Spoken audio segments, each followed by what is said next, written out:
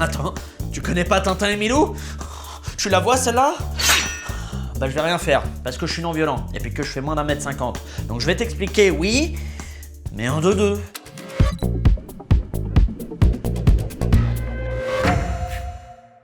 Tintin, c'est un jeune reporter belge, avec un pull bleu et un pantalon court marron. Ouais, il est puceau, mais surtout il vit tout un tas d'aventures à travers le monde. On l'a vu visiter l'Amérique du Sud, dans Tintin et les Picaros, ou visiter les rêves de Jordan Bardella, dans Tintin au Congo. C'est l'un des héros les plus populaires de la BD, Tintin. Déjà parce qu'il est courageux, et puis parce qu'il est super curieux. D'ailleurs, c'est le seul homme à s'être aventuré plus de 3 secondes sur la chaîne Mélodie TV. À ses côtés, t'as Milou, son fox terrier. C'est le croisement entre un border terrier et Samantha Fox. Il l'a péta à Belmondo pendant qu'il faisait un AVC à Roland Garros. Milou, il a 2 gros défauts, un sale caractère et la même texture de poil que Julien Lepers, mais ça reste quand même un super sidekick pour Tintin. Et souvent il aboie pour l'avertir d'un danger imminent, soit qu'on s'apprête à lui tirer dessus, ou alors pour lui rappeler que Chang, il a que 13 ans, donc calmos les hormonos. Qui c'est Chang?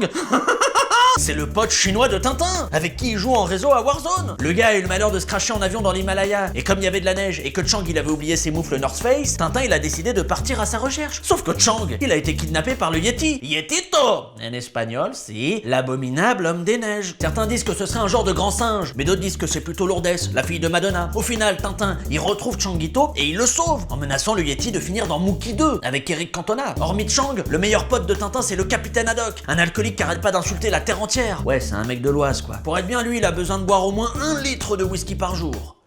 Ou une goutte de sang d'Elisabeth Lévy. C'est pareil. Puis en plus, il est tout le temps vénère. Et il pète des câbles en gueulant ouais, 1000 milliards de 1000 sabords, Starfoula, le prochain qui fait le show avec la Castafiore, on le démarre. Ah ouais, je t'ai pas dit, la Castafiore, c'est la zouze du capitaine, une cantatrice qui a le corps de Magloire et la voix d'Amine, de la compile Ryan B Fever 2004. Yeah.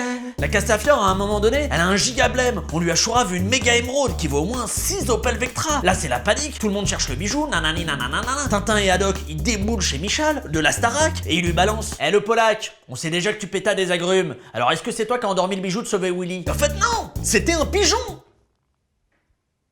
Ouais, je sais, c'est pas fameux comme retournement de situation. Bah, c'est un album qui a été écrit par le scénariste de Banlieue 13 Ultimatum. Dans le reste de la bande, il y a bien sûr le professeur Tournesol. Alors lui, c'est carrément la star de l'épisode Les 7 boules de cristal. Une aventure où Tintin affronte Cristal, une actrice de Hugues transsexuelle qui a 7 testicules. Et puis il y a aussi les Dupont et Dupont, 2 inspecteurs, qui sont arrivés premier et deuxième au concours de sosie de Philippe Martinez. Et donc tous ces gens-là, ils aident Tintin à assouvir sa grande passion, lutter contre le crime. Et ça va du trafic d'esclaves au concert de 3 cafés gourmands. Mais son plus grand défi à Tintin, c'est de démanteler un énorme réseau de trafic de drogue, qui est en fait piloté par Muriel Boll.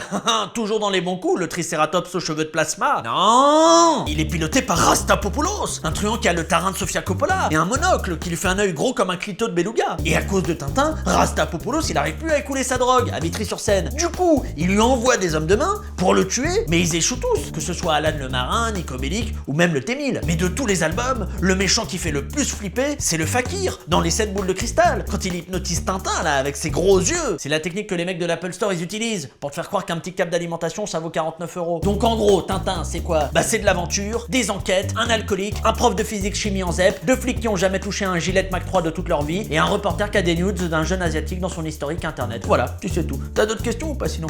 Intéresse-toi aux héros chétifs qui portent des pulls bleus un peu.